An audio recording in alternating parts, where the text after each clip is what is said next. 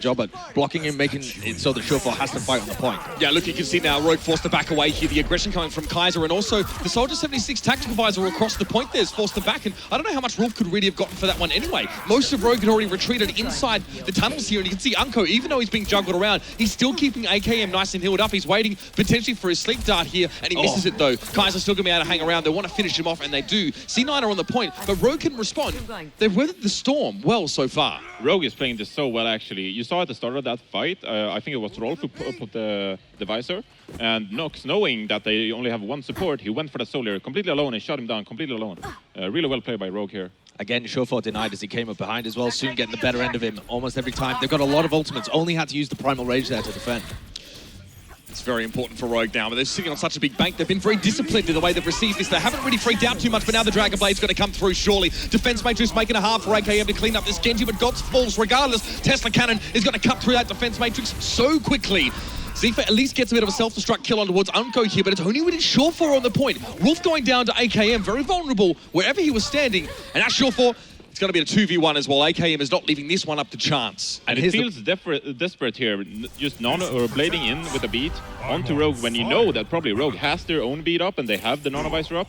It feels like they're just going in expecting reward when there's really nothing to be gained. With a minute left, Roolf switched over to the Zenyatta. There's only 30 seconds now. He's only at 30% of his Transcendence as well. This is one of the problems with his composition. You go back to the 2-2-2 and you don't have the support ult to fall back on. This may well fall flat for Cloud9. They've invested a lot of time in trying to go for something a little bit gimmicky, maybe a little bit cheesy, but Surefour's got a lift now. He needs to find a pulse bomb target, and quickly he drops it down. No one's felled by it, but NiCO's found by Gods. Soon responds. Roolf has already been picked off yet again. It seems like C9 can't defend their supports well at all. NoxXx is going Primal Rage now. He's going to get on the point. It's going to be running interference. A bit of misdirection here as he swings his fist wildly. We're in overtime. Cloud9 have 2 ticks on this point. They're all still alive here. I'll be interested to see how they're sort of splitting and regrouping back on this point. NoxXx needs to get there. Soon is here though, of course, and the pulse bomb's going to let him get that kill on towards Adam. He's alive for now, and he finds another. Surefour's taken down. xepheR, the mini diva comes out, and the bunny blaster firing like crazy. He'll find one, but Roolf on towards NoxXx. That leaves AKM high ground on this point. This could get a little bit dicey.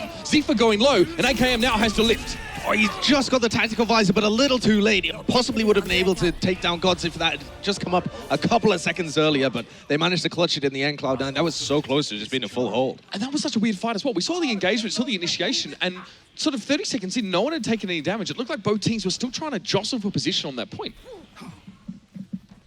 Certainly an interesting one, but Cloud9 come out on the better end of it. Now they've got the Transcendence to work with as well in the street stage. Rogue had no ultimates to work with there when they were trying to defend as well. Kind of used them, soon didn't find one of the lower health targets with his pulse bomb. And uNKOE is still on the Zen as they move into streets. You can see that Surefour is being denied entry to this high ground as well, so his route to try and flank is being cut off. AKM now going to try and turn around and go for the attack visor, but it's a big monkey in his way. It's almost as good as a defensive matrix. KAISER just needs to soak that damage up. He realizes now he needs to back away, and then he comes back in. He can jump as much as he possibly likes here, but AKM's ultimate, it was spent purely trying to deal with KAISER. He's still alive. It was a great zoning ultimate from KAISER. Knowing that they're stacked up there on the high ground, he just uses his ultimate to push people back and create space for his team to deal with the guys on the payload. So really well played by KAISER there. Both support ults up here for Cloud9. If they can try and force them out from Rogue, if they get position on the high ground, they have a Nano Blade to work with, but it'll be difficult to play it into both of Cloud9's supportive ultimates, so they need to try and force those out a little earlier. Yeah, that's going to be the main trick here as well. Let's see if that happens. Cloud9 actually going to be sound barring of their own volition here. Looks like they want to get counter-aggressive, of course, to try and get this payload across the line. So far, uNKOE's able to stay safe up on high, and now a bionic grenade drop down could be really quite nasty. He's got to wait for that cooldown, of course, with a self-destruct in the air. He needs to make himself scarce. He didn't make it to the bubble in time. He falls. xepheR managed to blow him up, and now C9 will get himself the second point. To be fair, they did manage to get all of the ultimates out of them there, and if that self-destruct hadn't come in, potentially they don't have to sacrifice enough position. They kept control of all of their really important ultimates. Rogue can try and hold them just around this bend. It's incredibly easy to defend around here compared to the street stage. Yeah, but I would have to give credit where credit is due. I mean, Cloud9, they know that they can secure the point by using all their ultimates. So it doesn't really matter. They got the point and they're happy with that despite using so many ultimates for it. And Nanoblade here for NiCO at the moment actually finds very little. I think he found himself face-to-face with xepheR in that moment and couldn't get too much done. NoxXx is now, of course, getting healed up very rapidly by uNKOE off in the distance, working from the periphery to keep his team nice and healthy, and that's enough for C9 to get forced back. A minute and a half here for Cloud9 to try and push it all the way to the end. fairly large ult bank other than that Dragon Blade and the Nano Boost to work with. They're going to engage aggressively into them with the sound barrier here, Rogue, seeing if they can win a team fight with a single support ult. You see that NoxXx tried to drop him without using his jump, and then he uses it to try and chase someone down. But Surefur's already found himself 2 kills. AKM and uNKOE are both down. That's a dynamic duo in the backlines for Rogue, now being taken out of the picture. NoxXx has got a lot of work to do, but he's managed to take down Gods, who couldn't escape the Tesla gun. Now KAISER, Primal Rage, knocking Soon away, making him quite low. He doesn't have a recall, so he needs to be a little bit careful. It now comes back off cooldown, and it looks like C9, for all their bluff and blunder, actually haven't really inflicted critical damage yet on Rogue. And they've managed to keep hold of the tactical visor, and Soon's like rotating his pulse bombs around. They've nearly got another Nano Blade here, playing the rotation of the ultimates really well here. Rogue have given up almost no room as well. Cloud9 are really not close to that much other than their 2 support ultimates. Again, difficult situation, a bit of a mirror to what they were like when they were trying to capture checkpoint 2. But now they've got such a distance to cover and this bend. KAISER switching back over towards the Reinhardt. And God's on the Roadhog here, so they're definitely looking to try and break through Rogue, get a pick and exacerbate a man advantage in order to close out a fight cleanly. They need that here, because they've still got a long way to go. It's a sound barrier that comes out the start of the fight, and the Transcendence laid over the top of each other.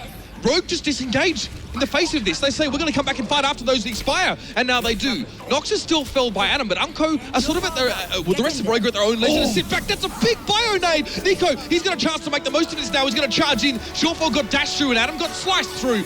KAISER's on the payload, and I believe it's also is Gods. These 2 big bodies need to be dealt with, and NiCO needs to be very careful not to get hooked in or picked off or swung at by the hammer. Both of them, Bite Grenade did land on them as well, and NiCO's happy to stall them out and wait for reinforcements, and AKM will deliver.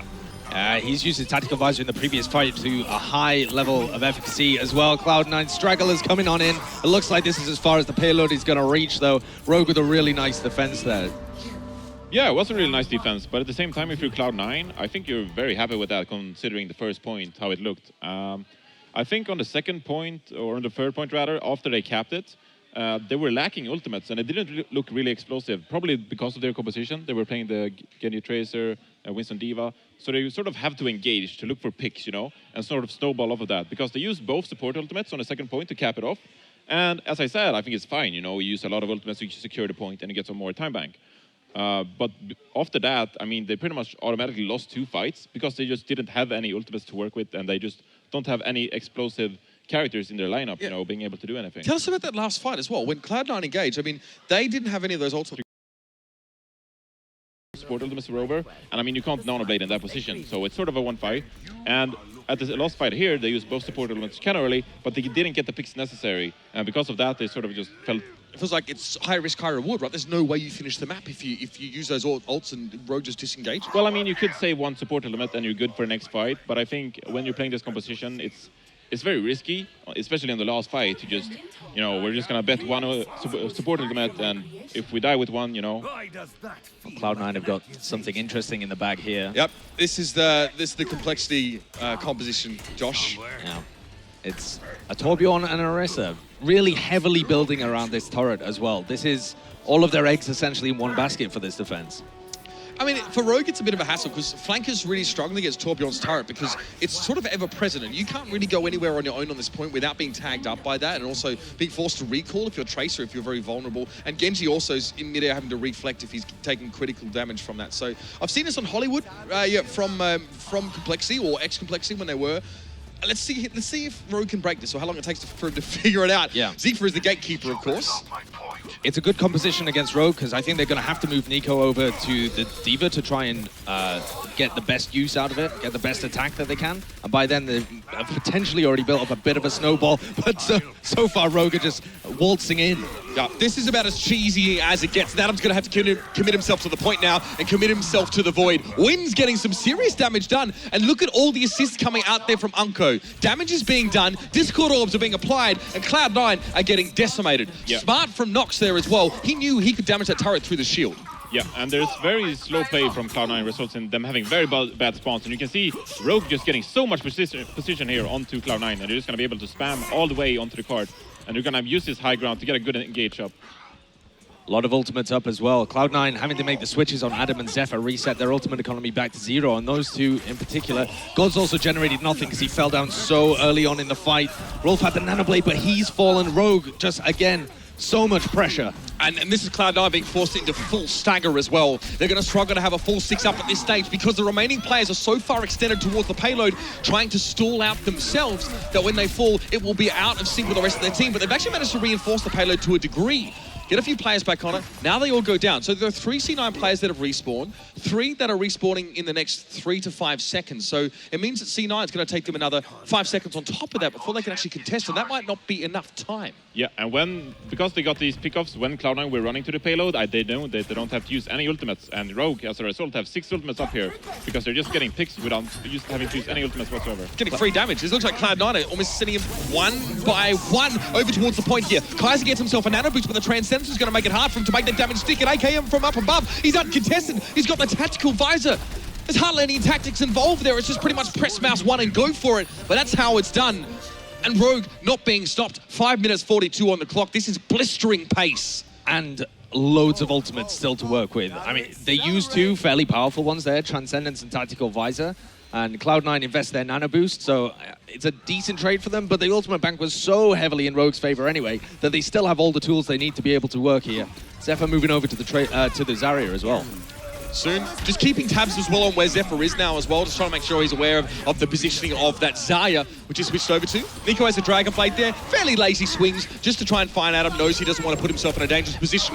Rogue are not looking like they're being tested. They're not being pressured, they're not being forced to make any moves, or mistakes for that matter, and they're 1 fight away, maybe not even that. Cloud9 have not stood up to this test at all. Cloud9 are getting decimated so quickly that they're not even being able to poke and generate ultimates, and they're just getting rolled backwards and backwards. Rogue rolling forwards and forwards over the line. That's going to be an almost easy first map on Numbani for Rogue. They didn't look challenged. Well done. That was... What do you say about that? That's just filthy. Okay, all right. Filthy, yeah. Seriously, like,